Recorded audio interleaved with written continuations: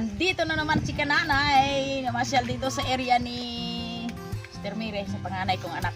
Ngayon po ay katulong-tulong po ako ng paggamas. Gagamas po ako dito. Yan. Natulungan po siya magamas. Yun.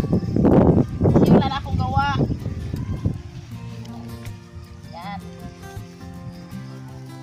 Gamasan ko ang kanyang area. Pero sa totoo lang, yan ang sinasabing may tulong-tulong, may kain-kain. Kasi makatapos po ng gamas ako, makatapos ng gamas ay bigyan niya ako ng pichay. Aking ulamin bukas, yun ang pichay. Yan, gagamas muna ako. Yan. Yan po si, yung panganay ko, Sir Mary, ka-sister. Yan po. Tulong muna ako.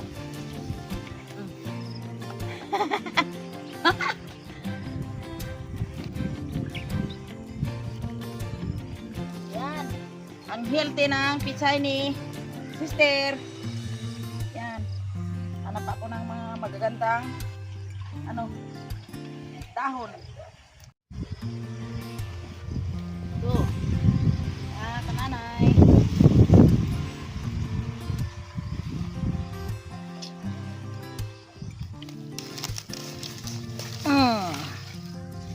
Yan.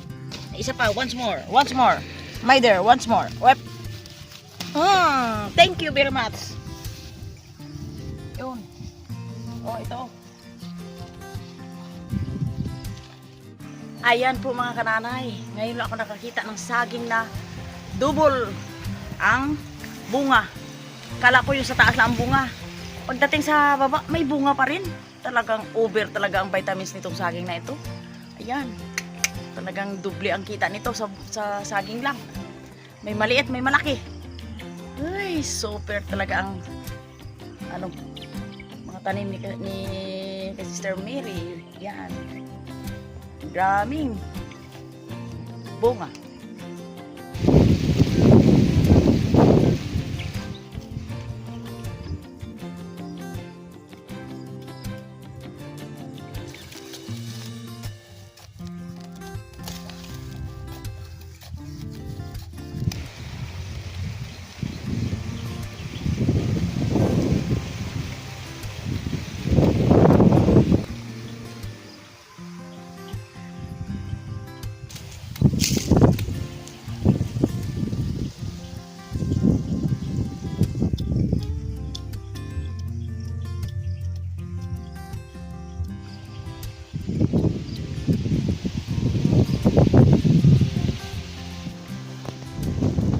Ngayon po mga kananay, pag-alis ko po sa area ni Sister Mary ay ito na po ang binigay sa aking pichay. Binigyan niya ako dahil tinulungan ko siya mag-linis ng kanyang garden. Kunwari, malinis. Hindi naman. Yun po, ito na po. Ngayong ngayong panahon dito sa amin ay wala kayong makitang isda. Kaya nag-isip na lang kami ni Jean na maghanap ng ibang paraan na makaulam kami. Ito po, pichay. Pichay ang aming recipe na para may ulam with itlog. Itlog. Yan po mga kananay ang aming recipe ngayon. Si Jean ang magagawa ng pagluluto.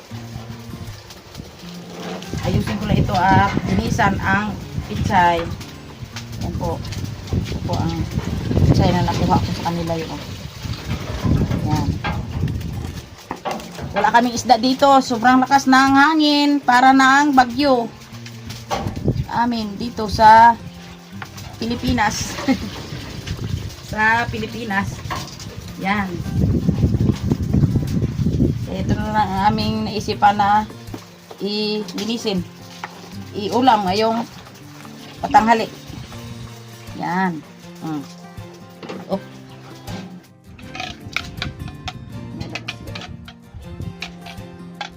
Dahil dito po ngayon sa amin ay malakas at walang pahuling isda.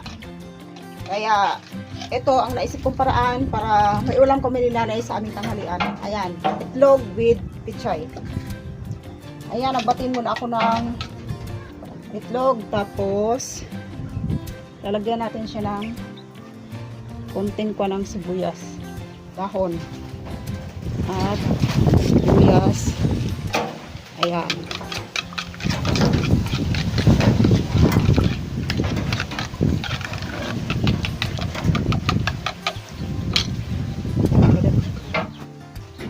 Prituhin ko muna yung aking itlog na binati. Gigisahan ko siya ng kunting bawang para matanggal yung langsa ng ating itlog kasi ayaw ng mga anak ko pag naamoy nila yung langsa ng itlog. Ayan, medyo mamula-mula na yung ating bawang. Ilalagay ko na yung binating itlog.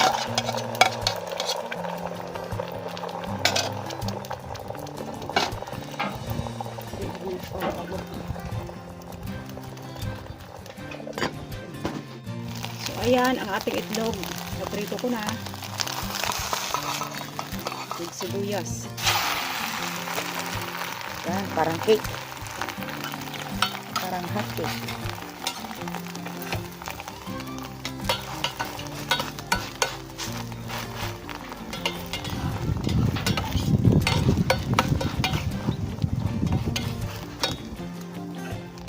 Yan, after na maprito ko siya, ito ay gayatin ko po at isang tabi muna. At magigisa po ako ng yan po yung aking yung itlog na pinarito ko na.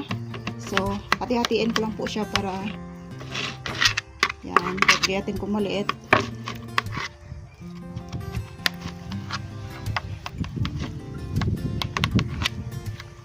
Mas maganda sana yung ang itlog ang pagka-fried ay talagang medyo matigas.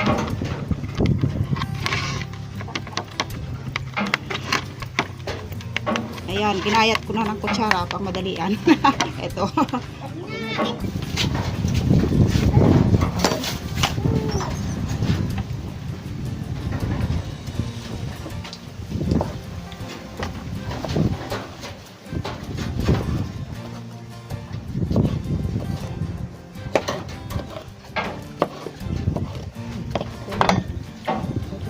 Ayan, magigisap ulit ako at konting mantika lang kasi kanina ay mantika na yung ating itlog. So, igigisa ko lang siya sa konting at ang ating kamatis.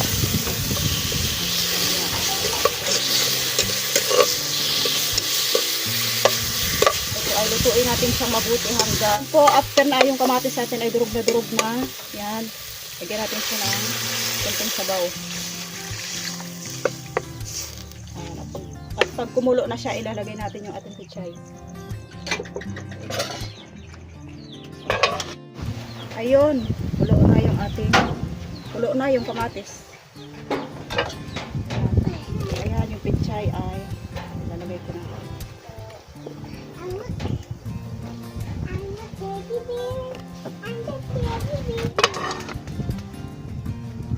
Sigunting asin. Dahil yung itlog natin ay templado na. Minta. Medyo hapok na yung ating pichay. At ilalagay ko na yung pinarikot ng itlog. Para magbigay lasa sa ating pichay. Yung iba po nito ay, ito po yung ginawa kong panghalilis isda na dapat po ay isda siya. Ang iba naman po nito ay tukwa, pero wala po kaming tukwa kaya yan ang naisip kong paraan. Ayan, luto na ang aming gulay. Luto na po kami mga kananay. Kami po ay kulang. Ang dalawang apo ko ay wala dito kasi Nagmerienda sila kanina. Oo. Kaya busog pa raw. Mamaya na daw sila kakain. mamaya daw makahapon siguro. Kasi ngayon mga kananay dito sa amin ay Sabado. Kaya yung mga apo ko kami ay nasa galaan. Mahilig sila maggala. Kaya po ay kami lang muna ang kakain. Then, bunso ko dito.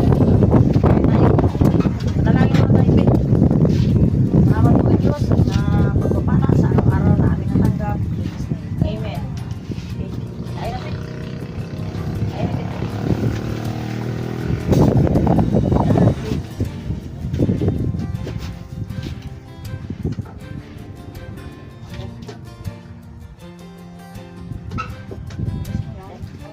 ka na.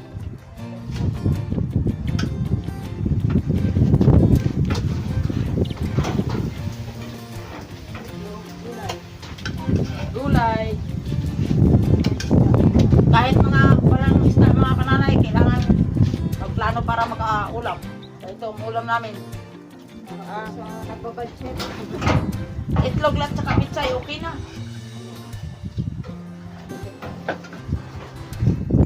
Ayun, ang sarap ng itlog ni Pitpit. Pit. Ay, tapit ng itlog.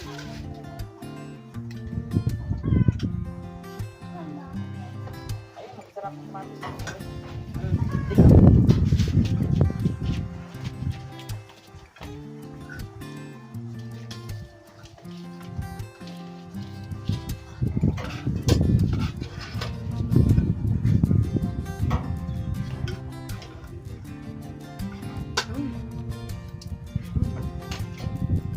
Sarap.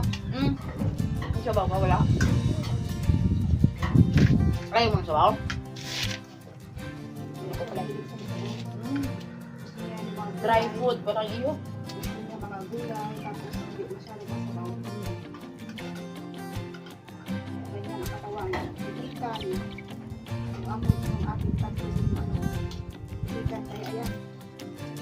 Hindi basta-basta mapakain ng mga kwan. Mas gusto pa nila yung gulay. Isa-isa. Tapos kunti lang ang sabaw.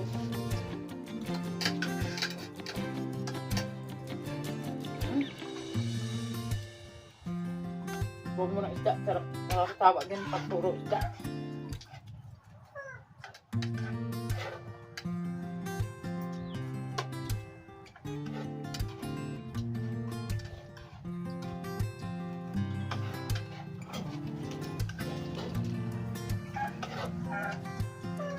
Yun.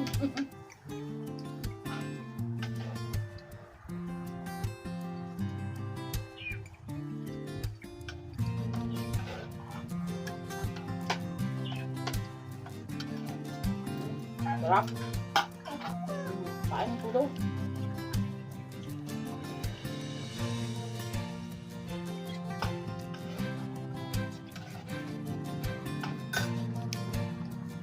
Adjustable tayo, okay? Kung kahit walang ulam, kahit walang isda, okay lang.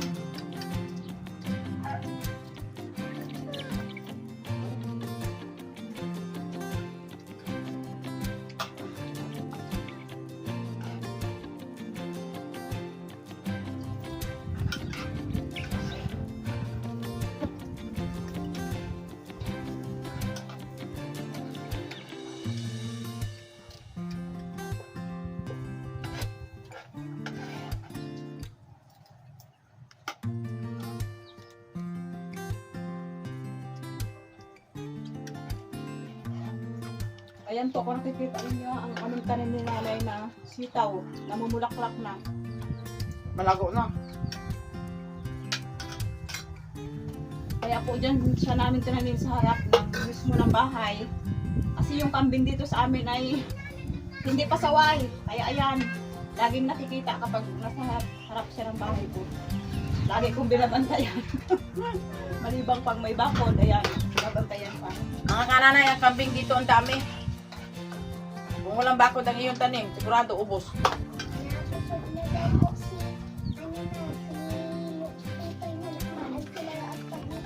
Hindi, ikaw kuha na kain.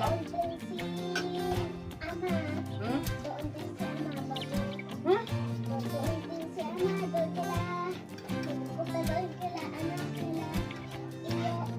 Ilang? Binulit ka lang. Kumain ka lang. Kumain na. Ano ka makain dyan?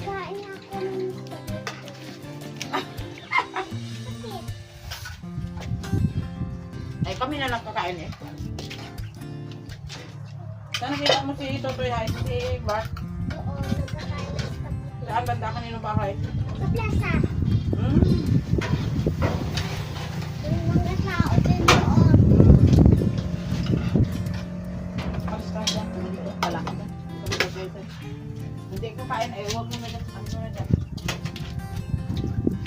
Kami ay kumakain. Ulit ka dyan. Hindi mo kapatid. Mamaya makasasali.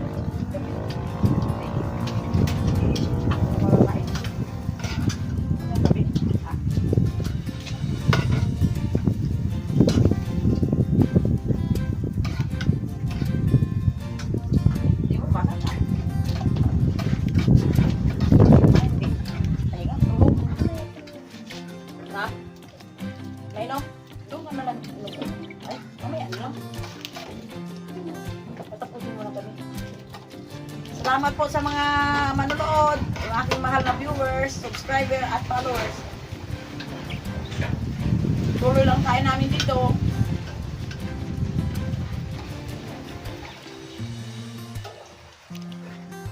Tanggalin yan. Tanggalin. Mangga mo. Nailak na rin.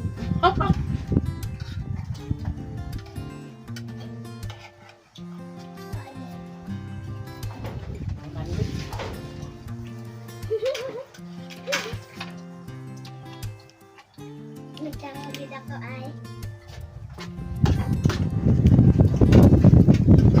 Walang hintay kami tayo. Nga kami.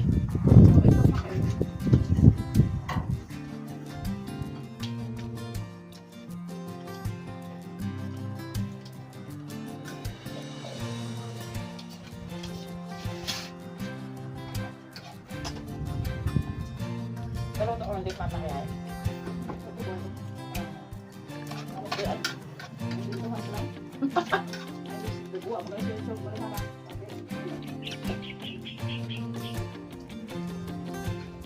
Kaya mayapit siya, bago sayute. Itong kamo lang dyan. Kamo lang. May pamilya ka na. Natutupin ang sayute.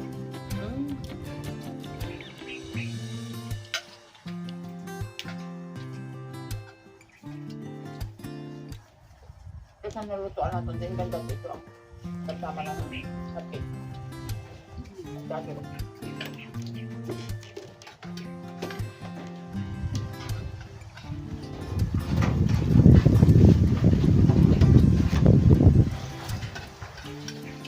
Buti nga nag-una na lang kami.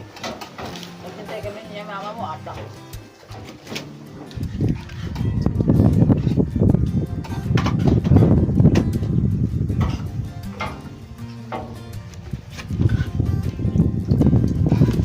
Sila po kaano talaga. Nagkain sila pero wala naman nagtulong. Sino may handaan? Merienda lang yun. Hindi na nagpaparinda.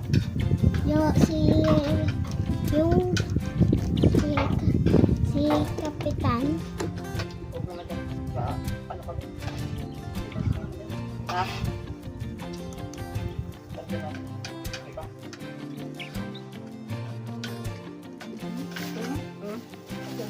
Buhay ka rin naman ka po. Buhay na. Alis lang. Alam nyo, babay na spit. Babay na. Maraming salamat po sa mga manonood ni Nanay. Salamat po sa God inyo bless po mga sa nuod. inyo. Salamat sa inyong tulong. Mga loving viewers natin. Salamat.